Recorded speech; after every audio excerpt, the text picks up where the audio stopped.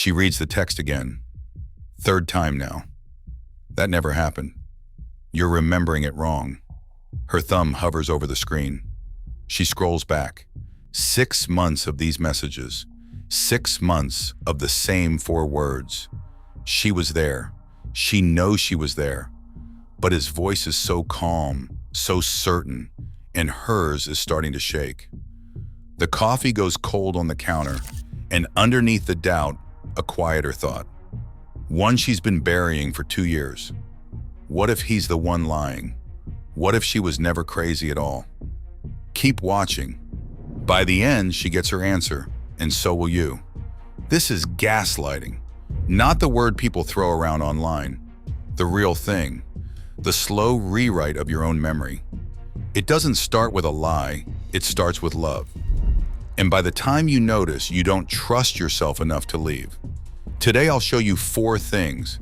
How gaslighting rewires your mind. Why you bond harder to the people hurting you. The 3 signs that prove you're not imagining it. And the exit nobody, least of all your gaslighter, sees coming. Stay with me. This one gets dark before it gets free. The internet has turned gaslighting into a casual synonym for lying or having an argument. But clinical gaslighting is far more dangerous. In her 2007 book, The Gaslight Effect, Yale psychoanalyst Robin Stern identified this pattern as a relational tango, a psychological dance that requires 2 active partners.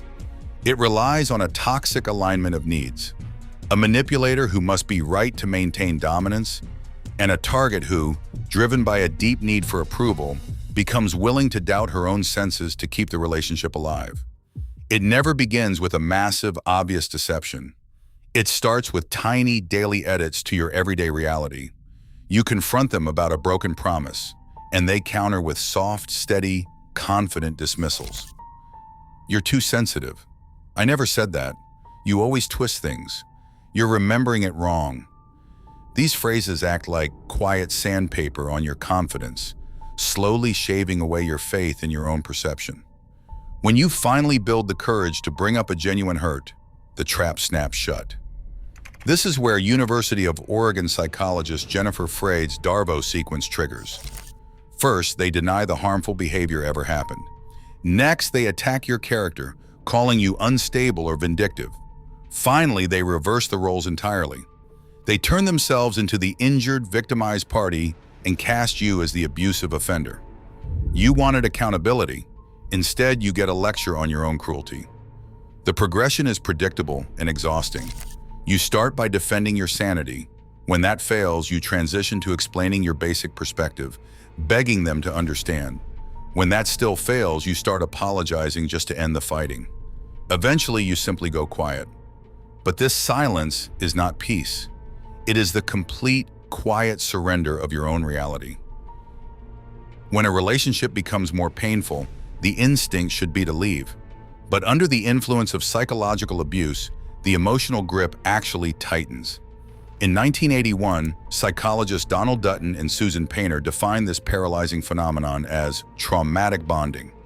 Through their research into abusive homes, they discovered that these unshakable emotional attachments are not driven by affection, but are instead forged by 2 systematic ingredients: a severe power imbalance and an unpredictable cycle of good mixed with bad.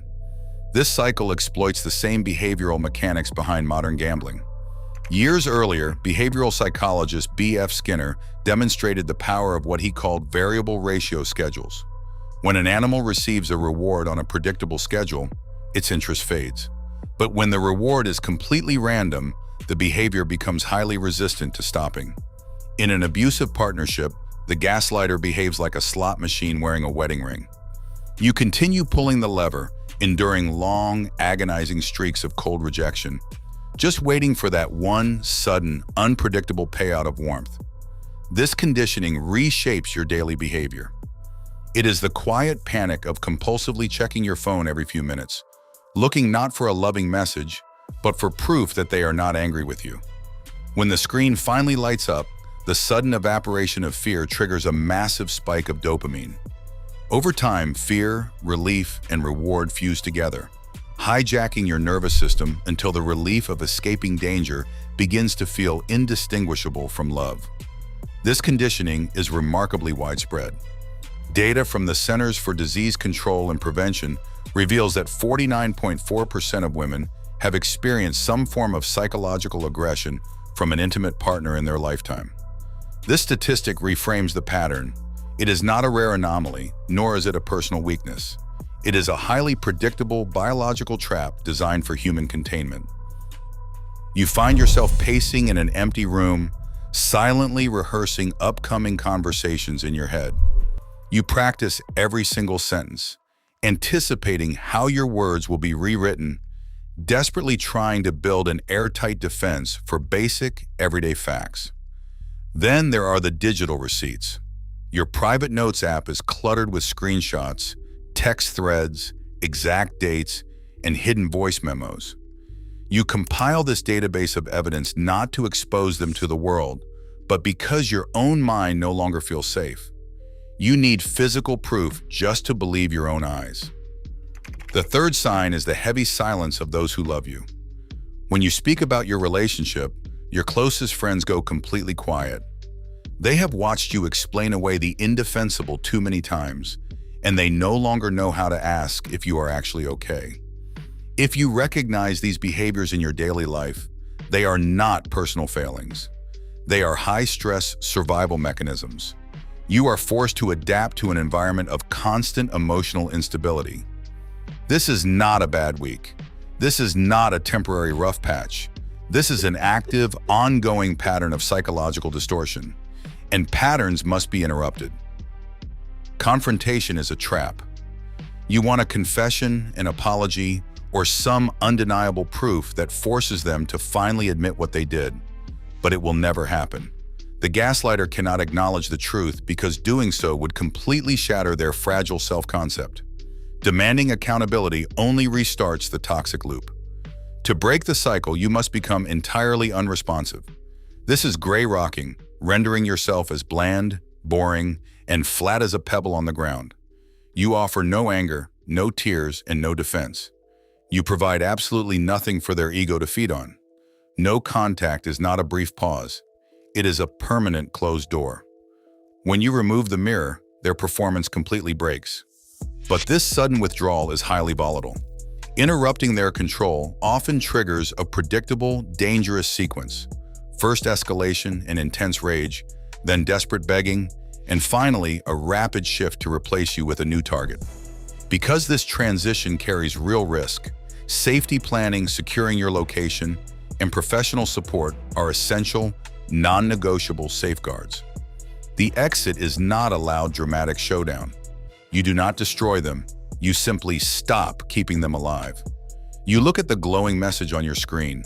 You remember the truth clearly, without a single shred of doubt. You type a single word, okay. Then you block the number.